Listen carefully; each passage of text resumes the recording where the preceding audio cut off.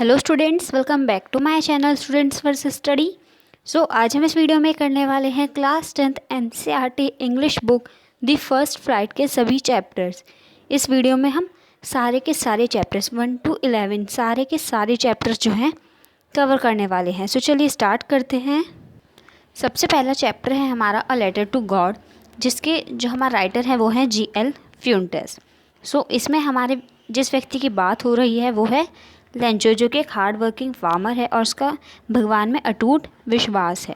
वो जो है हिल के टॉप पर रहता है एंड एक दिन वो अपने खेत में खड़ा हुआ जो है बादलों की तरफ देख रहा होता है। वो सोचता है कि अगर थोड़ी सी बारिश हो जाए तो मेरी क्रॉप्स के लिए काफ़ी ज़्यादा अच्छा होगा, मेरी क्रॉप्स अच्छे से फलेंगी फूलेंगी।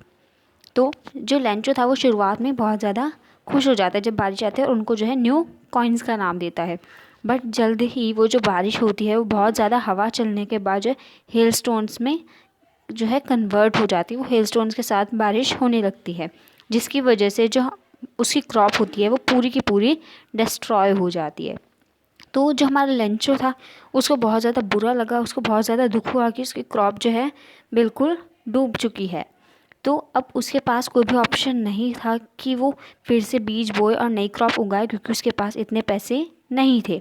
तो वो उसका क्योंकि भगवान में बहुत ज़्यादा विश्वास था, तो इसीलिए उसने भगवान को एक लेटर लिखा, अ लेटर टू गॉड, जिसमें उसने 100 पैसोज़, पैसोज़ क्या है वहाँ की करेंसी है, तो उसने 100 पैसोज़ की डिमांड की। एंड वो जो लेटर उसने लिखा था उसको मेल बॉक्स में डाल के आ जाता है।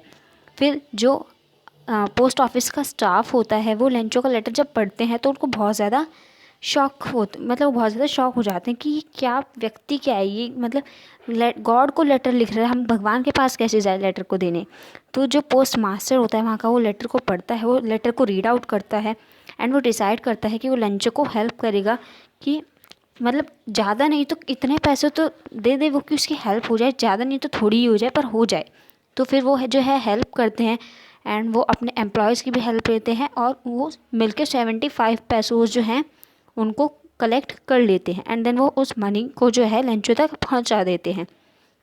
तो जो हमारा लेंचो है उसको पैसे मिल जाते हैं, वो उनको गिनता है, बहुत ज़्यादा गुस्सा हो जाता है। वो गुस्सा क्यों होता है? क्योंकि उसको लगा था कि जो गॉड हैं वो उनको उसको पूरे 100 पैसोज़ देंगे, बट जो हमारे गॉड है उन्होंने तो सिर्फ 75 दिए। तो उसको लगने लगा कि गॉड ने तो 100 पैसोज़ ही भेजे होंगे, बट जो हमारे पोस्ट ऑफिस के एम्प्लॉयज़ हैं ना वो बहुत ज़्यादा, उनको जो है लालच आ गया उनके मन में और उन्होंने मेरे 25 पैसोज़ ऐसे ही रख लिए, अपने पास रख लिए मेरे 25 पैसोज़ जो कि मुझे गॉड ने भेजे थे। तो वो जो है गॉड को एक और लेटर लिखता है कि वो उसको बचे 25 पैसोज़ भी भेज दे, लेकिन वो मेल के थ्रू ना भेजे उसको, क्योंकि मेल के थ्रू भेजेंगे तो एम्प्लॉय जो है फिर से निकाल लेंगे। अब बढ़ते हैं हम हमारे नेक्स्ट चैप्टर की तरफ, जो कि है Nelson Mandela long walk to freedom. And इसके राइटर कौन है? हमारे खुद नेल्सन मंडेला, जिनका नाम है नेल्सन रोलिहिलाहला मंडेला। इनका नाम थोड़ा अजीब है, ये बीच का नेल्सन मंडेला वैसे इनका नाम है बट ये पूरा नाम है। सो ये आपसे पेपर में पूछा जा सकता है कि उनका पूरा नाम क्या था, तो इसको याद रखिएगा। सो चलिए स्टार्ट करते हैं अपने चैप्टर को।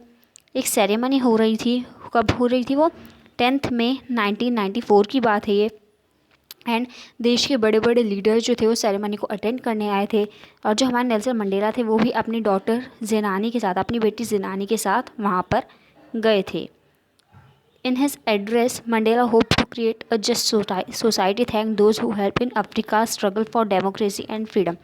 फिर वो वहाँ पे जाके, अब वो क्यों गए थे? क्योंकि अपार्थाइड सिस्टम जो था बिल्कुल अबॉलिश हो चुका था। अपार्थाइड सिस्टम जो था जिसमें काले लोग जो थे वो गोरे लोगों के द्वारा सताए जाते थे, तो वो जो था बिल्कुल बंद हो चुका था। तो जो हमारे नेल्सन मंडेला थे उन्होंने उन लोगों को धन्यवाद किया, उनको थैंक्स किया कि जिन्होंने अफ्रीका की डेमोक्रेसी और फ्रीडम के लिए बहुत ज़्यादा स्ट्रगल किया। एंड वो इस बात की श्योरिटी देते हैं कि अब किसी भी प्रकार का भेदभाव जो है हमारे साउथ अफ्रीका में देखने को नहीं मिलेगा। फिर यूनियन बिल्डिंग्स, अभी जो ये थी सेरेमनी थी, कहाँ पे हो रही थी ये आप मुझे कमेंट सेक्शन में बता देना। देन जब वो आसमान में देखते हैं तो यूनियन बिल्डिंग से ऊपर से जो है बहुत सारे अफ्रीकन जेट्स जा रहे होते हैं, जो कि अलग अलग तरह के जो है कलर छोड़ रहे होते हैं। वो कलर जो होते हैं साउथ अफ्रीका के फ्लैग के होते हैं। A way to show military's loyalty to the new government. और ये इन सब से ये दिखाना चाहते थे कि अब जो मिलिट्री वाले हैं वो भी अपनी नई गवर्नमेंट के साथ काफ़ी ज़्यादा खुश है, लॉयल है। Mandela traces the history of freedom white peoples racial domination over the blacks. अब जो मंडेला होते हैं वो अपनी हिस्ट्री के बारे में बताते हुए कहते हैं कि कैसे जो गोरे लोग थे वो हम काले लोगों को जो है काफ़ी ज़्यादा सताया करते थे, और अब वो कहते हैं कि जो पुराना सिस्टम है ये बिल्कुल ख़त्म हो चुका है और अब से जो है हर किसी को इक्वल राइट्स मिलेंगे, चाहे वो गोरा हो चाहे वो काला हो। किसी भी प्रकार का रेशियल डिस्क्रिमिनेशन नहीं देखने को मिलेगा अफ्रीका के लोगों को, क्योंकि ये जो रेशियल डिस्क्रिमिनेशन है ये अफ्रीका के लोगों ने बहुत ज़्यादा सहन कर चुका है, उन्होंने बहुत ज़्यादा सहन किया हुआ है। एंड उनको बहुत ज़्यादा बुरा लगता है इस बात से कि उनको जो है कलर के बेसिस पे जो है डिवाइड किया जा रहा है, उनके साथ डिस्क्रिमिनेशन किया जा रहा है।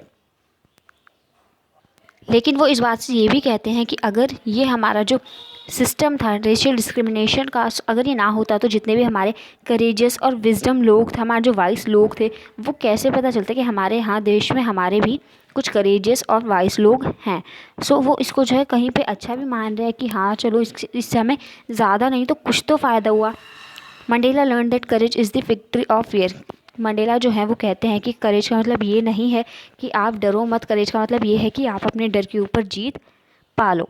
मंडेला कहते हैं कि हर किसी व्यक्ति के जो है अपने पूरी ज़िंदगी में सिर्फ 2 ऑब्लिगेशन होता है। पहला ऑब्लिगेशन होता है उसकी फैमिली के लिए और दूसरा होता है उसकी कंट्री के लिए। Can not be fulfilled in a racial society realized it as an adult.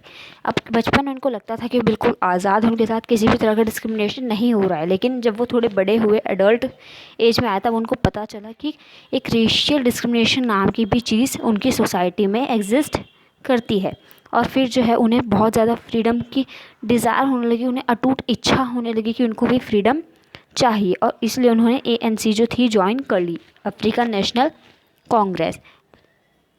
अब जो उनके अंदर फ्रीडम पाने की इच्छा थी वो उनको एक क्रिमिनल बना देते। क्रिमिनल मतलब ये नहीं कि उन्होंने किसी का खून किया था, लेकिन पहले के टाइम पे वाइट लोगों के रूल्स ऐसे थे जो कि अगर ब्लैक लोग जो थे यानी काले लोग जो थे अगर उनके खिलाफ आवाज़ उठाएंगे तो उसका मतलब हो जाएगा कि उन्होंने एक क्राइम किया है। सो इस तरह के क्राइम की वो बात कर रहे हैं। फिर उनको ये भी पता चलता है, वो ये भी कहते हैं कि जो लोग, अगर मैं अब ये जो हमारा साउथ अफ्रीका है इस रेशियल डिस्क्रिमिनेशन से आज़ाद ना हुआ होता तो ये जितने भी लोग आज मेरे आसपास खड़े हैं वाइट लोग, ये मेरे को जो है अब तक जेल में डाल चुके होते। The oppressor and the oppressed lack the true sense of humanity. यानी कि अब वो कहते हैं कि सिर्फ जो व्यक्ति जो है ऑप्रेस हो रहा है, उसके साथ साथ जो हमारा ऑप्रेस करने वाला व्यक्ति है उसको भी ये बात समझनी चाहिए कि मैं कुछ भी सही नहीं कर रहा हूँ, क्या मेरे अंदर इंसानियत नहीं है, क्या मेरे अंदर ह्यूमैनिटी नहीं है। सो ये था हमारा चैप्टर 2। अब बढ़ते हैं हम हमारे चैप्टर 3 की तरफ। नेक्स्ट चैप्टर है हमारा 2 स्टोरीज़ अबाउट फ्लाइंग। इसमें हमारी फर्स्ट स्टोरी है हिज फर्स्ट फ्लाइट, जिसके हमारे जो ऑथर हैं वो हैं लियाम ओ फ्लर्टी। सो चलिए स्टार्ट करते हैं। इस स्टोरी में हिज फर्स्ट फ्लाइट में हमें एक यंग सीगुल के बारे में बताया गया है जो कि डरने से बहुत ज़्यादा डरता है, एंड उसके दो भाई हैं एंड एक सिस्टर है जो कि मतलब जिनको उड़ना आता है। उसके जो पेरेंट्स होते हैं वो उसको बहुत ज़्यादा डांटते हैं कि वो उड़ता क्यों नहीं है, लेकिन सब कुछ बेकार जाता है उनका डांटना भी, क्योंकि वो कोशिश ही नहीं करता है, उसको बहुत ज़्यादा डर लगता है। फिर एक बार जो उसकी पूरी की पूरी फैमिली होती है वो उसको एक लेज पे जो है अकेला छोड़कर चले जाते, क्योंकि उसको तो उड़ना आता ही नहीं है। अब वो क्या उसको गोद में उठा के लेके जाएंगे, सो इसलिए वो खुद उड़ जाता है, वो लेज पर ही रह जाता है। अब जो हमारा यंग सीगुल था जो कि लज पर बैठा हुआ था, वो अपने पेरेंट्स को देखता है कि वो कैसे उसके भाई बहनों को जो है उड़ने की ट्रेनिंग दे रहे हैं। सो जो सीगुल होता है वो काफ़ी ज़्यादा भूखा होता है, एंड उसकी मदर के पास जो होता है एक फ़िश का पीस होता है। अब उसकी मदर जो है वो उसको देने के लिए आती हैं, बट उसको देती नहीं है। अब क्योंकि उसको बहुत ज़्यादा भूख लग रही होती है, सो इसीलिए जो हमारा सीगुल होता है वो अपनी मम्मी के पास छलांग लगाता है, उड़ने की कोशिश करता है, बट वो जो है अपना बैलेंस जो है वो खो देता है एंड वो लेज पर वापस जाकर गिर जाता है। वो काफ़ी ज़्यादा डरा हुआ होता है क्योंकि उसको जो है उड़ने से काफ़ी ज़्यादा डर लगता है, लेकिन वो फिर से जो है कोशिश करता है क्योंकि उसको बहुत ज़्यादा भूख लगी हुई होती है। अपने जो विंग्स होते हैं उनको वो फ्लैप करता है एंड वो उड़ने लगता है, उसको एहसास होता है कि हाँ मैं उड़ रहा हूँ। जो हमारा सीगुल था वो बहुत ज़्यादा खुश हो गया कि हाँ उसको भी अब उड़ना आ गया है। वो ऊपर नीचे जो था उड़ रहा था, काफ़ी ज़्यादा खुश था, काफ़ी ज़्यादा एक्साइटेड था। एंड उसने अपने आसपास जो सी था, जो उसके आसपास का सी था, समुद्र था, उसको देखा कि कितना सुंदर है वो। एंड अब यहाँ पे सी को टच करने की बात की है। सी को टच करने का मतलब, क्योंकि ये जो हमारे बर्ड्स होते हैं ये काफ़ी ज़्यादा हल्के होते हैं, तो इसीलिए वो पानी के ऊपर जो है फ्लोट कर जाते हैं। सो उसी की बात कर रहे हैं कि जब वो थक जाता है तो वो जाके सी के ऊपर फ्लोट करने लगता है, उसके ऊपर जाके बैठ जाता है। सो ये थी हमारी थर्ड स्टोरी। अब बढ़ते हैं हम हमारे नेक्स्ट चैप्टर की तरफ। बढ़ते हैं इसके सेकेंड पार्ट की तरफ, जो कि है द ब्लैक एरोप्लेन। इसके राइटर कौन है हमारे? इसके राइटर हैं हमारे कुछ फ्रेडरिक करके नाम है, इधर प्रिंट थोड़ा कम है, प्रिंटिंग मिस्टेक्स है। सो चलिए स्टार्ट करते हैं। अब जो हमारा राइटर हैं वो फ्रांस पे डकोटा एरोप्लेन का नाम है डकोटा एरोप्लेन, उसको उड़ा रहे होते, वापस इंग्लैंड जा रहे होते हैं, काफ़ी ज़्यादा हैप्पी मूड में होते हैं। एंड कब जा रहे होते हैं, क्या टाइम होता है, जो सुबह के 1:30 बज रहे होते हैं, तब वो वहाँ से निकलते हैं। The lights off the big city in front of him thinking. अब वो जो है अपने परिवार के पास वापस जा रहे होते हैं, वो सोच रहे होते हैं कि मैं अपने परिवार के पास जाके, अपनी फैमिली के पास जाके उनके साथ ब्रेकफास्ट करूँगा। वो सिर्फ ब्रेकफास्ट के बारे में ही सोच रहे होते हैं, उनका दिमाग सिर्फ ब्रेकफास्ट पे लगा हुआ होता है। देन सडनली जो वेदर है वो काफ़ी ज़्यादा चेंज हो जाता है, बहुत बड़े बड़े क्लाउड्स आने लगते हैं, काले काले बादल छा जाते हैं पूरे आसमान में। एंड वो उनके लिए जो उड़ना था काफ़ी ज़्यादा मुश्किल हो चुका था। और उन्होंने अब, क्योंकि वहाँ पे एक स्टॉर्म भी आ चुका था, तो उन्होंने उस स्टॉर्म में घुसने का जो था रिस्क भी उठा लिया था कि वो अपने परिवार के पास पहुँच जाएँ। हर तरफ जो हमारा पायलट था उसको सिर्फ डार्क एंड ब्लैक ही नज़र आ रहा था, बिल्कुल काला और अंधेरा ही नज़र आ रहा था। जो उनका एरोप्लेन था वो काफ़ी ज़्यादा ट्विस्ट होने लगा था, जितने भी वहाँ पे इंस्ट्रूमेंट्स हैं उनके पास, उनके एरोप्लेन में, वो भी उन्होंने भी काम करना बंद कर दिया था। और उसके साथ साथ जो पेरिस कंट्रोल के साथ उनका कॉन्टैक्ट था वो भी उन्होंने खो दिया। देन राइटर जो थे हमारे, उनको जो है एक और एरोप्लेन दिखाई दिया। एंड उसका जो पायलट था, जो दूसरे एरोप्लेन का पायलट था, वो उसको कहता है कि वो हमारे जो राइटर है वो उनको फॉलो करे। सो राइटर जो थे वो उसको ऑबे करते, उसको फॉलो करते हैं। एंड वो जो है प्लेन के पीछे पीछे जा रहे होते हैं, कि क्योंकि उसने कहा होता है कि वो उसको फॉलो करे, सो वो उसको फॉलो कर रहे होते हैं। तो जो हमारे राइटर होते हैं वो अब डकोटा जो है सेफली पहुंच जाते हैं, लैंड कर जाते हैं। एंड उनको पता चलता है कि ब्लैक एरोप्लेन जो है मिसिंग है। सो वो कंट्रोल सेंटर की एक वुमेन होती है, उनसे पूछता है कि वो जो प्लेन को उड़ा रहा था वो कौन था और कहाँ है वो। सो जो हमारी वुमेन है वो बहुत ज़्यादा सरप्राइज़ हो जाती है, वो कहती है कि इस तरह का कोई एरोप्लेन नहीं था, सिर्फ आपका ही प्लेन जो था उड़ रहा था। सो जो हमारे राइटर होते हैं वो भी काफ़ी ज़्यादा सरप्राइज़ हो जाता है, इस बात को सोच सोच के परेशान होते हैं कि उनकी हेल्प जो है किसने की थी। सो ये था हमारा सेकंड पार्ट। अब बढ़ते हैं हम हमारे चैप्टर 4 की तरफ। नेक्स्ट चैप्टर है हमारा from the diary of Anne a Frank, and इसकी राइटर हैं खुद हमारी एन ए फ्रैंक। सो बात है कि जो एनी थी उनको एक डायरी मिली थी उनके बर्थडे पर, जिसका नाम उन्होंने किटी रखा था, ये भी हम आगे पढ़ेंगे। सो वो जो है उनके पास कोई फ्रेंड नहीं था हमारे एने फ्रैंक के पास, तो अपनी डायरी को ही जो उनकी डायरी थी उसी को वो अपना रियल फ्रेंड मानती थी। एंड उन्होंने उसका नाम किटी रखा था। फिर मैरिज टाइम पे, इनकी शादी के टाइम पे, जो उसके फादर थे वो 36 ईयर्स के थे, एंड जो उसकी मदर थी वो 25 ईयर्स की थी। जो हमारी एने है उनकी एक सिस्टर भी थी जिनका नाम था मार्गॉट, जो कि जर्मनी में पैदा हुई थी 1926 में। एंड एने से वो 3 साल बड़ी थी।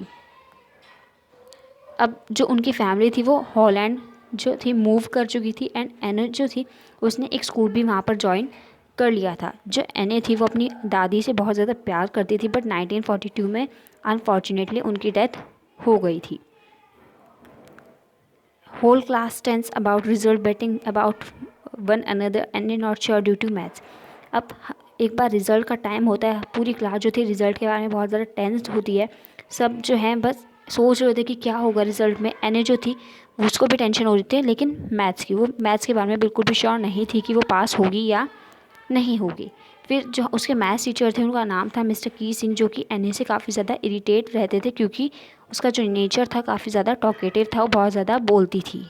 तो एने के इस टॉकेटिव नेचर से परेशान होकर जो उसके टीचर होते हैं वो उसके एक ऐसे लिखने के ऊपर देते हैं, जो कि एक टॉपिक पे देते हैं, जो टॉपिक है अ चैटर बॉक्स।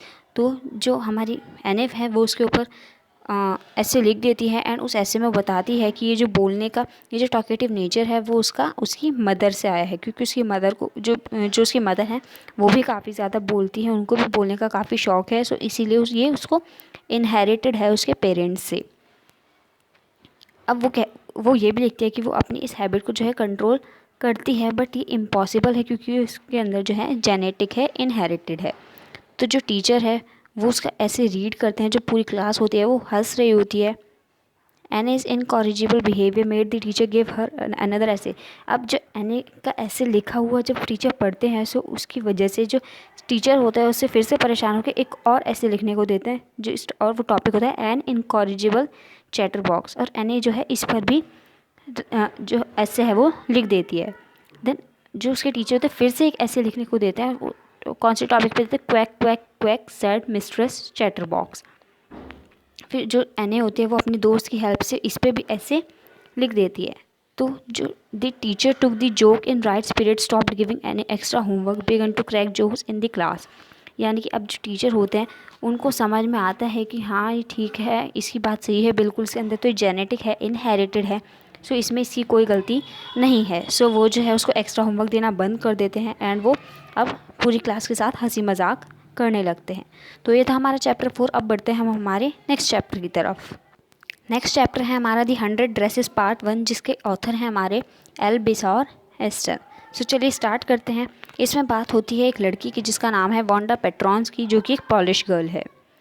अब वो जो है क्लासरूम के सबसे कॉर्नर वाली सीट पर बैठती है एंड एक बार वो एब्सेंट होती है, बट कोई भी इस बात को जो है नोटिस नहीं करता है कि वो एब्सेंट है। इवन जो पैगी और मैडी होते हैं वो भी जो उसका हर दिन मजाक उड़ाते हैं वो भी उसकी एब्सेंस को नोटिस नहीं करते हैं। वो जो है उसकी एब्सेंस वेडनेसडे को नोटिस करते, मतलब 1-2 दिन तो उन्होंने बिल्कुल भी नोटिस नहीं किया, बट थर्ड डे उन्होंने नोटिस कर लिया। और थर्ड डे क्या है, वेडनेसडे को उन्होंने नोटिस किया कि वो नहीं आ रही है। जो वांडा थी उसका काफ़ी ज़्यादा मजाक उड़ाया जाता था, क्योंकि सबको लगता था कि उसका नाम जो है काफ़ी ज़्यादा फ़नी है एंड वो बाकी स्टूडेंट से काफ़ी ज़्यादा अलग दिखती थी, तो इसीलिए भी उसका मजाक उड़ाया जाता था। जो पैगी और बाकी की गर्ल्स थी वो हमेशा वांडा से उसकी ड्रेसेस के बारे में पूछती रहती थी एंड वांडा जो थी वो इस बात का दावा करती थी कि उसके पास एक जैसी 100 ड्रेसेस है। It would surprise the girls as she was poor and always wore one dress. और ये क्यों था, वो हमेशा उसके ड्रेस के बारे में क्यों पूछती थी, क्योंकि जो बाकी की गर्ल्स थी वो देखती थी कि जो वांडा है हमेशा एक ही ड्रेस पहन के आती है जिसका कलर भी एक ही होता है। हमेशा फेडेड ब्लू कलर की ड्रेस पहन के स्कूल में आया करती थी। एंड जब उससे पूछा गया कि उसके पास कितने जोड़ी जूते हैं, मतलब how many pairs of shoes she had, so जो हमारी वांडा होती है वो इस बात का दावा करती है कि उसके पास शायद 60 to 70 उसने पेयर्स कहा था शूज़ के उसके पास हैं। देन जो पैगी थी वो काफ़ी ज़्यादा वांडा मतलब काफ़ी ज़्यादा क्रूल बिहेव करती थी उसके साथ एंड उसको लगता था कि जो वांडा है वो झूठ बोल रही है कि उसके पास इतने जोड़ी जूते हैं या फिर इतने सारे ड्रेसेस हैं। जो मैडी थी वो भी वांडा की तरह पुअर फैमिली से बिलोंग करती थी। वो काफ़ी ज़्यादा सिंपैथेटिक थी, यानी कि बहुत ज़्यादा सहानुभूति दिखाती थी वांडा के लिए, बट वो पैगी को स्टॉप नहीं कर सकती थी क्योंकि उसको इस बात का डर था कि कहीं वो उसको भी जो है उसका भी इसी तरह से मजाक ना उड़ा दे। फिर एक बार जो है ड्राइंग कॉन्टेस्ट होता है स्कूल में, सब गर्ल्स जो होती है उनको ड्रेसेस डिज़ाइन करनी होती है, बॉयज जो होते हैं उनको मोटर बोट्स डिज़ाइन करनी होती है। तो जो पैगी है उसने मतलब सब सोच रहे थे कि पैगी ही जीतेगी कॉन्टेस्ट, हमेशा वही जीतती है क्योंकि उसकी ड्राइंग जो है काफ़ी ज़्यादा अच्छी है। तो फिर रिज़ल्ट वाले दिन जो हमारे पैगी और मैडी है वो क्लासरूम में जब आते हैं तो वहाँ पे जो है अलग अलग तरह के ड्रेसेस की पेंटिंग्स लगी हुई थी। तो जो टीचर होती है उनकी अनाउंस कर दे कि जो गर्ल्स में विनर है वो है वांडा एंड बॉयज़ में कौन था, बॉयज़ में था हमारे जैक बेगल्स नाम का लड़का। सो टीचर जो है ये अनाउंस करती है, लेकिन उस दिन वांडा जो थी एब्सेंट थी, उसको अपने रिज़ल्ट के बारे में कुछ भी नहीं पता था और उसके बाद के दिनों तक भी वो एब्सेंट ही रहती रही। अब आते हैं हम इसके पार्ट 2 पर। आगे की स्टोरी है कि एक बार जो मिस मैसन थी यानी कि जो उनकी क्लास टीचर थी वो एक लेटर पढ़ती है क्लास में, और वो लेटर था वांडा के फादर जैन पेट्रॉन्सी का। और वो कहते हैं कि वांडा जो है अब से स्कूल जो है नहीं आएगी क्योंकि हमेशा जो बच्चे हैं वो उसके नाम को लेकर उसका काफ़ी ज़्यादा मजाक उड़ाते हैं और वो बताते हैं कि वो एक बिग सिटी में शिफ्ट कर रहे हैं क्योंकि वहाँ पे कोई भी उसका मजाक नहीं उड़ाएगा। और जब वो लेटर पढ़ रही होती है तो जो उनकी पूरी की पूरी क्लास होती है काफ़ी ज़्यादा चुप रहती है। अब जब जैसे ही जो मैसन होती है लेटर को ख़त्म करती है तो जो मैडी होती है काफ़ी ज़्यादा अपसेट हो जाती है एंड वो सोचती है कि उसको पैगी को रोकना चाहिए था कि वो वांडा का जो मजाक है वो ना उड़ाए। तो वो कुछ चेंजेस चाहती थी बट अब चेंजेस नहीं हो सकते थे। अब वो जो है पैगी से बिल्कुल भी नहीं डरती थी कि वो उसका मजाक उड़ाएगी या नहीं उड़ाएगी। तो पैगी और मैडी जो थे उनको भी काफ़ी ज़्यादा बुरा लगता है कि उनके टीजिंग की वजह से उसने स्कूल छोड़ दिया। तो वो उसके जो घर था जहाँ पे वो उस टाइम पे रहती थी बॉगिन्स हाइट पे, वो वहाँ पे जाते हैं एंड लेकिन जब वो वहाँ पे पहुँचते हैं तो उनको पता चलता है कि जो वांडा है वो वहाँ पर अब नहीं है। पैगी वांटेड टू से सॉरी टू वांडा। अब जो हमारी पैगी थी वो वांडा को सॉरी बोलना चाहती थी। जब वो बॉगिन्स हाइट पे पहुँचे तो उन्होंने देखा कि जो पेट्रॉन्स की फैमिली है वो तो पहले ही जा चुकी है, तो वो वांडा के वहाँ से फिर से लौट रहे होते। तो जो मैडी होती है हमारी वो बिल्कुल भी सो नहीं पा रही होती है, वो सिर्फ वांडा के बारे में ही सोच रही होती है एंड वो अब इस बात की जो है कसम खा लेती है कि अब से वो किसी को भी ना तो टीज़ करेगी और ना ही किसी को करने देगी। अब से वो किसी को भी जो है अनहैप्पी बिल्कुल भी नहीं करेगी, उसको नाखुश नहीं करेगी। सो ये था हमारा चैप्टर 6। अब बढ़ते हैं हम हमारे नेक्स्ट चैप्टर की तरफ। नेक्स्ट चैप्टर है हमारा ग्लिम्पसेस ऑफ गोवा, जिसमें हमारे 3 पार्ट्स हैं। फर्स्ट पार्ट है बेकर फ्रॉम गोवा, सेकेंड है हमारा कुक एंड थर्ड हमारा T from Assam. And baker from Goa के जो हमारे राइटर है वो है ल्यूसियो रॉड्रिग्यूज, कुक के हमारे Lokesh Abrol and T from Assam के हैं अरूप कुमार दत्ता। सो चलिए स्टार्ट करते हैं अपने अ बेकर फ्रॉम गोवा से। Portuguese social life influenced the Goa. Bread bakers a link between the Goa life and the traditional life of the Portuguese। यानी कि जो हमारे पोर्टुगीज़ थे, अब वो कुछ पोर्टुगीज़ जो थे वो गोवा में भी रहते थे, उनकी वजह से काफ़ी ज़्यादा गोवा में मतलब उस चीज़ का इफेक्ट पड़ा है। जो वहाँ के ब्रेड बेकर्स हैं उनका गोवा लाइफ से और पोर्टुगीज़ की ट्रेडिशनल लाइफ से काफ़ी ज़्यादा नाता सा जुड़ चुका है। जो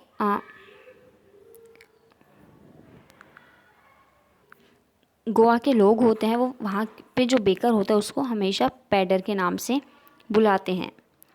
इन author's childhood memories of the baker who visited twice daily. अब ऑथर जो है अपने चाइल्डहुड के बारे में सोचते हैं और बताते हैं कि जब वो छोटे थे, यानी कि जब वो अपने बचपन की बात बताते हुए कहते हैं कि जब वो छोटे थे तो एक बेकर था जो कि उनके पास जो है हमेशा दिन में 2 बार आया करता था।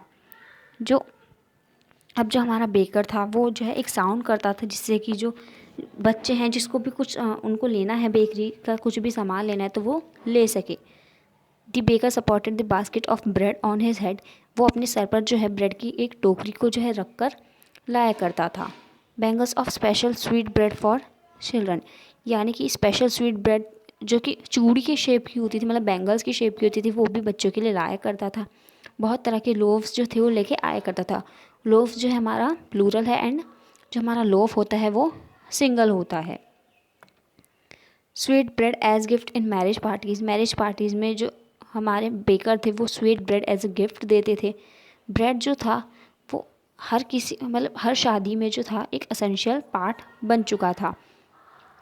हर एक फेस्टिवल में जो ब्रेड था वो एक एसेंशियल पार्ट बन चुका था। मतलब जब भी कोई फेस्टिव सीज़न आता था तो हमेशा ब्रेड ही वहाँ पे चलता था। हर एक स्पेशल ओकेज़न पे एक बेकर का होना वहाँ पे मस्ट हो गया था, मतलब बहुत ज़्यादा ज़रूरी हो गया था। बहुत पुराने दिनों में जो ब्रेड सेलर्स होते थे वो एक ड्रेस पहनते थे जो थी कबाई, जो कि एक लॉन्ग फ्रॉक होती थी नीज तक की। कुछ जो थे वो शर्ट्स और ट्राउज़र्स भी पहनते थे। The profession of a baker lucrative, the family of a baker give signs of prosperity. So ये था हमारा पार्ट फर्स्ट। अब बढ़ते हैं हमारे नेक्स्ट पार्ट की तरफ जो कि है कूग। ये जो हमारा कूग है ये हमारा कर्नाटका की जगह है मैसूर और मैंगलोर की। Lands of hills inhabited bye trees of warriors beautiful women. इस जगह पे जो हमें काफ़ी सारे एवरग्रीन फॉरेस्ट देखने को मिलेंगे, स्पाइसेस और कॉफ़ी प्लांटेशंस भी देखने को मिलेंगी। अकॉर्डिंग टू वन वर्जन कूगी डिसेंडेंट्स ऑफ ग्रीक्स और Arabs. According to a story, one part of Alexander army stayed back here. Married among the locals, people wear black coats, embroidered waist belts. यानी कि एक time था जब मतलब जो वहाँ के कूक डिसेंडेंट्स थे वो या तो ग्रीक्स होते थे या फिर अरब्स होते थे। एंड अकॉर्डिंग टू एक स्टोरी, हमारी एक स्टोरी के अकॉर्डिंग जो अलेक्जेंडर आर्मी थी, अब ये जो है थोड़ी लंबी स्टोरी है, बट अब क्योंकि मैं आप सारे चैप्टर जो एक ही वीडियो में करा रही हूँ, सो अगर आपको डिटेल एक्सप्लेनेशन चाहिए तो आप मेरे चैनल पर जाकर सर्च कर सकते हैं, मैंने प्लेलिस्ट डाली हुई है। चलिए आगे बढ़ते हैं। अब जो वहाँ के लोग थे वो ब्लैक कलर के कोट्स पहनते थे जो कि एम्ब्रॉयडर्ड होते थे, मतलब उनके ऊपर जो थे कढ़ाई, एम्ब्रॉयडर का मतलब होता है ना कढ़ाई बुनाई इस तरह का, तो कुछ कढ़ाई वढ़ाई हो रखी थी, मतलब होती थी उनके उस पर। Coorgi known for bravery hospitality, जो कूर्गी थे, कूर्गी मतलब कूर्ग के रहने वाले लोग थे, वो अपनी ब्रेवरी के लिए, हॉस्पिटैलिटी के लिए काफ़ी ज़्यादा जाने जाते थे। जो कूक रेजिमेंट था आर्मी का वो भी काफ़ी ज़्यादा डेकोरेटेड होता था। जनरल कैरियापा वॉज अ कूगी। यहाँ पे एक व्यक्ति के बारे में बताया जा रहा है कि वो भी हमारे कूक के रहने वाले हैं। The river Kaveri fresh water fish mahseer abounds in it, king fishes dive in river waters, elephant bath here. अब वहाँ पे जो है रिवर कावेरी भी है और जो वहाँ के किंग फिशर्स है वो उसमें डाइव करते हैं, एलिफेंट जो है वहाँ पर नहाते हैं, रिवर राफ्टिंग की जाती है, बोट्स में ट्रैवल किया जाता है, रॉक क्लाइंबिंग भी वहाँ पर होती है। जो कुक का पूरा व्यू है वो हम ब्रह्मागिरी हिल से देख सकते हैं। And the island of Nisargadhama and a Buddhist settlement at Bylakuppe worth visiting. यानी कि जो वहाँ का आइलैंड है एक निसर्गधामा एंड एक बुद्धिस्ट सेटलमेंट है, एक जगह है बायलक्यूपी, कुछ इस तरह का, आई डोंट नो प्रोनाउंसिएशन सही है या नहीं, बट है ये जगह वहाँ पे। एंड वहाँ पे विज़िट करना बहुत ही अच्छा माना जाता है, बहुत ज़्यादा वर्थ करता है। सो चलिए बढ़ते हैं हम हमारे नेक्स्ट पार्ट की तरफ। नेक्स्ट पार्ट है हमारा टी फ्रॉम असम। सो इसमें बात हो रही होती है राजवीर और प्रांजल की, जो कि दिल्ली में रहते हैं, क्लासमेट्स होते हैं एंड वो ट्रेन से गोवा जा रहे होते हैं। सो जो प्रांजल के फादर होते हैं वो एक टी एस्टेट मैनेजर होते हैं एंड जो दोनों ही फ्रेंड्स होते हैं राजवीर एंड प्रांजल, ये टी और बाकी कुछ टी मतलब टी के बारे में, टी के ऊपर चर्चा, चाय के ऊपर चर्चा करते हुए जा रहे होते हैं। तो सबसे पहले जब वो ट्रेन में बैठे होते हैं तो उनको जब पैडी की काफ़ी ज़्यादा फील्ड्स दिखाई देती हैं, देन उन्हें टी बुशेस दिखाई देती है। तो वो उनका मानना था कि असम जो है एक टी कंट्री है, क्योंकि वहाँ पर चाय की बहुत ज़्यादा खेती की जाती है। उनका मानना था कि वर्ल्ड में मतलब सबसे ज़्यादा जो टी प्लांटेशन है वो असम में ही की जाती है। Largest concentration of the tea plantation in the world is Assam. A Chinese emperor fond of drinking boiled water, a few twigs fell into the boiled water, gave a delicious flavor. They were tea leaves. यानी कि जो अब यहाँ पे कह रहे हैं कि जो चाइनीज़ एम्पर होते हैं वो उनको उबला हुआ पानी जो है काफ़ी ज़्यादा अच्छा लगता है, लेकिन जैसे ही उसमें कुछ ट्विग्स डाल दी जाती है उस उबले हुए पानी में, वो एक बहुत ज़्यादा डिलीशियस फ्लेवर देती है। और वो ट्विग्स क्या है, वो ट्विग्स है हमारी टी लीव्स यानी चाय की पत्ती। A Buddhist cut his eyelids from which grew 10 tea plants. These leaves when put in hot water and drunk banished sleep. यानी कि अगर मतलब हम उबले हुए पानी में इन ट्विग्स को यानी इन टी लीव्स को डाल देते हैं और इनको हम पीते हैं तो जो हमारी नींद है वो भी उड़ जाती है बिल्कुल। मतलब अगर हमें नींद आ रही होती है और हमें नींद को भगाना है तो हम चाय जो है पी सकते हैं। राजवीर जो होता है वो अपने फ्रेंड को बताता है कि जो चाय है वो सबसे पहले हमारे चाइना में पी जाती थी। वर्ड्स चीनी जो थी और चाय है, ये सब हमारे चाइनीज़ वर्ड्स ही हैं। चीनी चाय, चाय में चीनी डलती है ना, बस वही। अब जब प्रांजल के पेरेंट्स होते हैं वो उनको रिसीव करने के लिए आते हैं एंड जब वो जा रहे होते हैं तो उनके रास्ते में काफ़ी ज़्यादा चीज़ें आती हैं। टी प्लकर्स जो होते हैं उनको दिखाई देते हैं जो कि चाय की पत्तियाँ तोड़ रहे होते हैं। एंड जो प्रांजल के फादर होते हैं वो काफ़ी ज़्यादा इम्प्रेस हो जाते हैं राजवीर की नॉलेज को देखकर। अपने एरिया में जितने भी टी प्लांटेशन थे उनकी नॉलेज राजवीर को काफ़ी ज़्यादा हो गई थी। सो ये था हमारा पार्ट 3। अब बढ़ते हैं हम हमारे नेक्स्ट चैप्टर की तरफ। नेक्स्ट चैप्टर है हमारा मिजबिल द ऑटर। इसके ऑथर है हमारे गेविन मैक्सवेल। सो इसमें एक पेट की बात की जाती है जो कि एक ऑटर है। अब यहाँ पे जो हमारे ऑथर हैं उनका जो पेट डॉग था वो मर जाता है, उसकी डेथ हो जाती है एंड वो डिसाइड करता है कि वो एक और पेट लेकर आएंगे। सो उनको जो है 2 अरब लोग होते हैं, सो उनसे एक ऑटर जो था मिलता है जिसका नाम वो मिजबिल रखते हैं या फिर हम मिज भी कह सकते हैं। सो अब जो हमारा मिजबिल है वो फ्लोर पे सोना यानी कि ज़मीन पे सोना जो है स्टार्ट कर देता है एंड वो जब बहुत जल्दी जो है अपने सराउंडिंग्स में काफ़ी ज़्यादा इंटरेस्टेड हो जाता है। अब जो हमारा राइटर होता है उनको एक बार लंदन जाना होता है फ़्लाइट से, वो भी वो हमारे जो मिजबिल होता है उसको एक बॉक्स में पैक करके लेकर जाते हैं। जो हमारा ऑटर होता है, जो हमारा मिजबिल है, वो वहाँ से निकल के आ जाता है एंड थोड़ी देर के बाद जो हमारा मिजबिल होता है यानी जो ऑटर होता है वो वहाँ से गायब भी हो जाता है। और मिजबिल को इस तरह से, मिजबिल जहाँ से मतलब एक जगह से तो डिसअपियर हो गया बट दूसरी जगह पे तो वो गया ही होगा ना। मिजबिल को इस तरह से देखकर जो पैसेंजर्स थे वो चिल्लाने लगे। एक वुमेन जो थी वो तो काफ़ी ज़्यादा डर गई थी। तो फिर जो हमारा मिजबिल था वो इस तरह की हालत देखकर लोगों की, तो वो ऑथर के घुटनों में जाकर जो था वो बैठ गया था। लंदन में जो हमारा मिजबिल था काफ़ी ज़्यादा इन्जॉय कर रहा था। वो पिंग पोंग बॉल के साथ खेलता था, मार्बल्स के साथ खेलता था एंड रबर फ्रूट के साथ खेलता था। would try to catch a ball which ran down from the raised side of a box, would jump on the front of a school as a game। यानी कि अलग अलग तरह के गेम्स खेलता था। अगर कोई बॉल फेंक रहा है तो उसको कैच करता था एंड वो दीवारों पे मतलब जंप करता था। इस तरह के उसने अपने गेम्स बनाए हुए थे।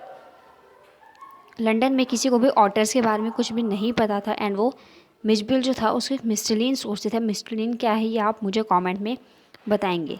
मिस्टलीन मतलब एक तरह का वॉलरस या फिर एक बियर कब, एक बियर को किसी भी तरह का एक जानवर समझते थे, बट उन्हें नहीं पता था कि ऑटर क्या होता है। वो हमेशा जो हमारे ऑथर थे उनसे पूछते रहते थे कि मिजबिल जो है क्या है। आई होप कि आपको ये समझ में आया होगा। अब बढ़ते हैं हम हमारे नेक्स्ट चैप्टर की तरफ। नेक्स्ट चैप्टर है हमारा मैडम राइड्स द बस, जिसके ऑथर हैं हमारे वलिकानंद। इसमें हमारी एक लड़की की बात की जाती है जो कि है वली एंड वो 8 साल की है। लॉन्ग्स टू ट्रैवल बाय बस टू द टाउन, यानी कि वो बस से जो है एक बार टाउन जाती है। वो अपनी जो प्लान है अपना ये जो बस प्लान है पूरा बस से टाउन जाने का, उसका जो है केयरफुली प्लान करते हैं। और वो कैसे प्लान करती है, वो ना बस के मतलब जो बस स्टॉप होता है तो वहाँ पे जितने भी लोग होते हैं उनकी बातें सुनती थी। उनसे जो है पूरा का पूरा उनकी बातें जो है सुनती थी और उससे पता चलता था कि कितने पैसे लगेंगे। इन सब ये जो सब प्लान था वो ऐसे करती थी। Conductor tries to help her board the bus, refuses his help, Valli quite excited.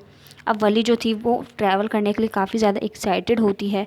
Stands up on the seat to have a better view, एक सीट पे जाके वो खड़ी हो जाती है जिससे कि उसको जो है अच्छा सा मतलब उसको पूरा अच्छा नज़ारा दिखे।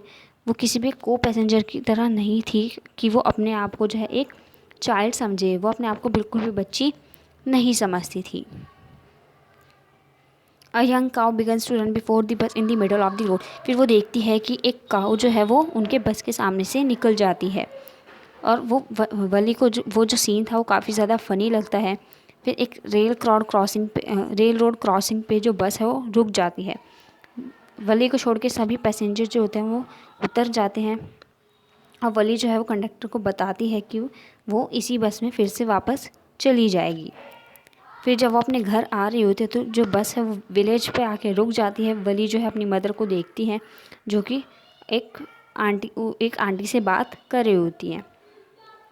वली remarks that so much is happening in the outside world without their knowledge, यानी कि वली जो है ये कहती है कि उनको बहुत सारी चीज़ें हो रही हैं बट उनको किसी मतलब जितनी बहुत सारी घटनाएं जो है इस दुनिया में घट रही हैं, लेकिन उनमें से काफ़ी घटनाएं ऐसी हैं जिनके बारे में हमें बिल्कुल भी नॉलेज नहीं है।